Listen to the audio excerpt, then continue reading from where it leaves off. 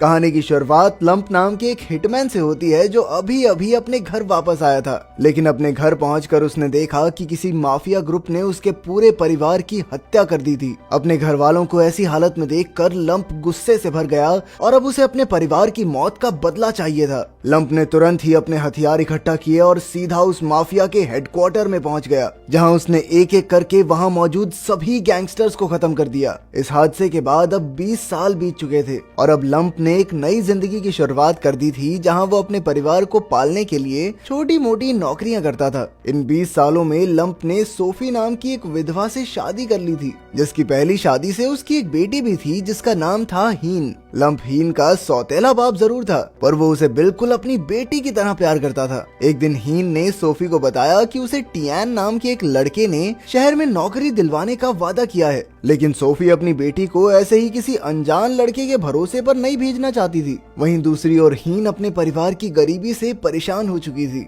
और अब वो भी घर से बाहर निकलकर अपने परिवार के लिए पैसे कमाना चाहती थी। लंप ने बीच में आकर हीन को शांत करने की कोशिश की, लेकिन उसके सर पर तो सिर्फ पैसे कमाने का भूत चढ़ा हुआ था और उसने अपने माता पिता की इजाजत के बिना ही शहर में जाकर नौकरी करने का फैसला कर लिया। खैर, अपनी बेटी का दिल रखने के लिए लंप उसे शहर भेजने के लिए तैयार तो हो गया, पर उसकी एक शर्त थी कि हीन को समय समय पर अपनी सलामती की खबर अपनी माँ को देते रहना होगा। कुछ घंटों बाद हीन उसी टियान नाम के लड़के के साथ अपने इंटरव्यू के लिए शहर की तरफ निकल गई, लेकिन इसी बीच एक दुकानदार की नजर टियान पर पड़ी जो उसके लिए एक अनजान लड़का था। शाम होते होते सोफी और लंप दोनों ही अपनी बेटी की चिंता में लगे हुए थे, क्योंकि पूरा दिन बीत चुका था और उन्हें हीन के बारे में कोई जानकारी नहीं थी। पर थोड़ी देर बाद ही उन्हें हीन का वीडियो कॉल आया, जिसमें उसने उन दोनों को बेफिक्र रहने को कहा और उसने कहा कि वो अपना इंटरव्यू देकर वापस घर ही तो आ रही है। ये सुनकर लंप और सोफी दोनों के मन में थोड़ी तो शांति हो गई। उधर हीन ने एक औरत से अपने इंटरव्यू के बारे में पूछा तो उस औरत ने उसे वहीं पर रुकने को कहा,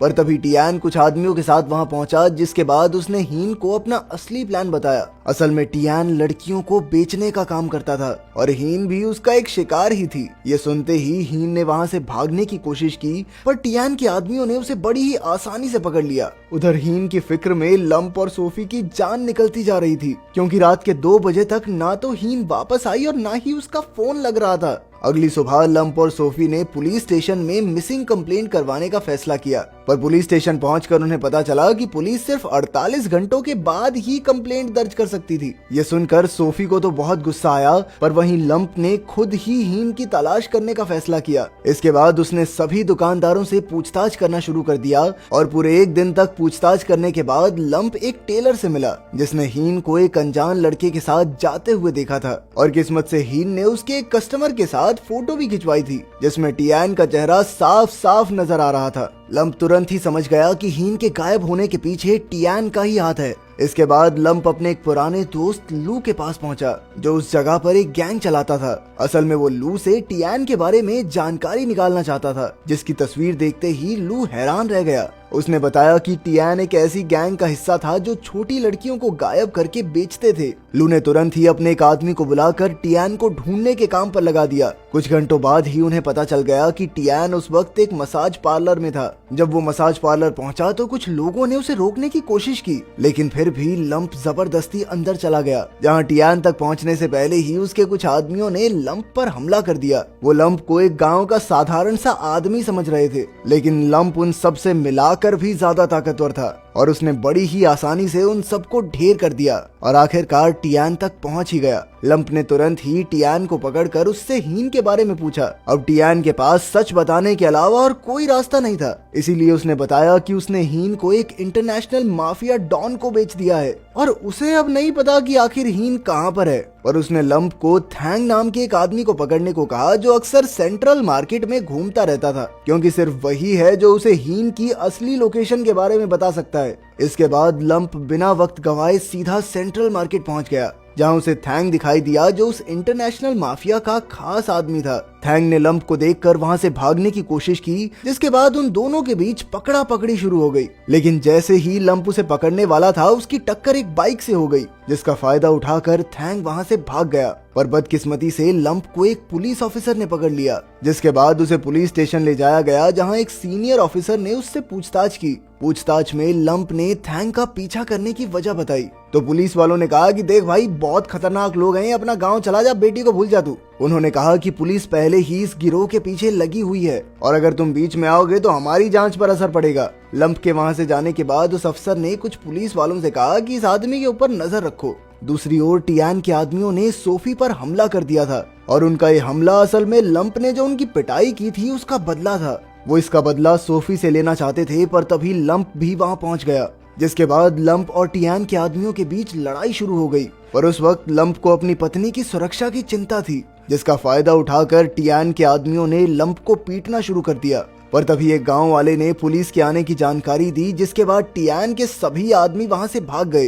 पर वहां एक नीले बाल वाली औरत भी लंप और उसके परिवार पर नजर रख रही थी। इतना कुछ होने के बाद भी सोफी ने लंप से किसी भी हाल में हीन को वापस लाने का वादा मांगा, क्योंकि वो किसी भी हाल में अपनी बेटी को खोने के लिए तैयार नहीं थी। लंप ने भी अपनी बीवी से वादा किया और उसे तुरंत ही हॉस्पिटल ले गया। दूसरी ओर हीन बाकी लड़कियों के साथ एक जहाज पर कैद थी, जो उन सभी को कैम्बोडिया ले जाने वाला था। अगले दिन टियान अपने बॉस घोंग से मिलने गया, जो हीन को किडनैप करने की वजह से टियान से बहुत ज्यादा गुस्सा था। असल में घोंग लंप की सच्चाई जानता था, क्योंकि शहर के सभी माफिया डॉन्स लंप को काफी ताकतवर मानते थे, क्योंकि एक समय पर पूरे माफिया में लंप का नाम बजता था। और अब टियान की गलती की वजह से लंप उन सब के पीछे पड़ गया था। उस कमरे में वो नीले बाल वाली औरत भी मौजूद थी, जो घोंग के लिए काम करती थी। इसके बाद घोंग ने उस औरत को टियान को खत्म करने का आदेश दे दिया। उधर लंप घोंग के बारे में पता करने के लिए एक आदमी से मिला, जो उसी की तरह एक हिटमैन हुआ करता था। और उस आदमी ने लंप को बताया कि घोंग एक आर्ट गैलरी का मालिक भी था, और अगर लंप उससे मिलना चाहता है तो वो वहीं मिलेगा। ये सुनते ही लंप अकेला ही उस आर्ट गैलरी के बाहर पहुंच गया, पर अंदर जाने से पहले उसने पास ही में सो रहे एक आदमी को उठाकर कुछ पैसे देते हुए एक काम दिया, जिसके मुताबिक अगर वो 1 घंटे तक बाहर नहीं आया तो उस आदमी को लू को फोन करके वहां बुलाना है। और इस काम के लिए वो आदमी तुरंत ही तैयार भी हो गया।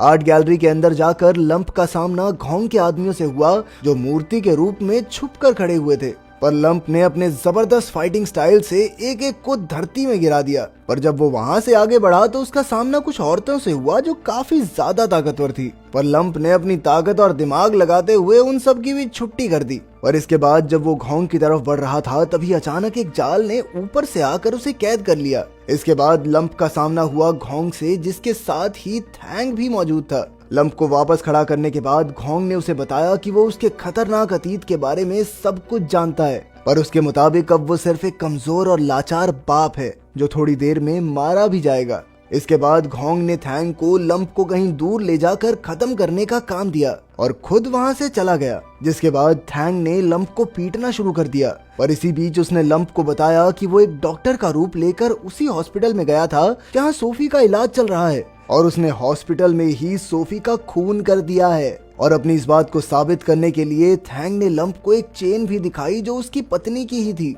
ये देखते ही लंप को बहुत ज्यादा गुस्सा आया, पर जैसे ही वो हमला करने के लिए आगे बढ़ा तो थैंग ने उसे एक बिजली का झटका देकर बेहोश कर दिया। इसके बाद थैंग के आदमी लंप को एक गाड़ी में डाल ही रहे थे कि तभी लू और उसके आदमियों ने वहां पहुंचकर लंप को बचा लिया और उसे उठाकर अपने साथ ले आए। अगली सुबह जब लंप की आंख खुली तो वो खुद को लू के अड्डे पर देखकर काफी हैरान था। इसके बाद लंप ने लू को अपनी पत्नी के कत्ल के बारे में बताया, और अब वो अपनी बेटी हीन को देश से बाहर जाने से पहले किसी भी हाल में बचाना चाहता था। जिस पर लू ने उसे बताया कि फिलहाल हीन घोंग के ही एक जहाज पर मौजूद थी, जो उसके साथ साथ काफी लड़कियों को देश से बाहर ले जाने वाला था। ये सुनते ही लंप अपनी बेटी को बचाने के लिए तुरंत ही खड़ा हो गया। इतना ताकतवर होने के बावजूद भी वो अपने परिवार के किसी भी सदस्य को आज तक बचा नहीं पाया था, और अब उसने सोच लिया था कि किसी भी हाल में अपनी बेटी को उन दरिंदों के हाथ जाने नहीं देगा। लू भी अपने दोस्त की मदद करना चाहता था, पर लंप के मुताबिक वो पहले ही लू से बहुत एहसान ले चुका है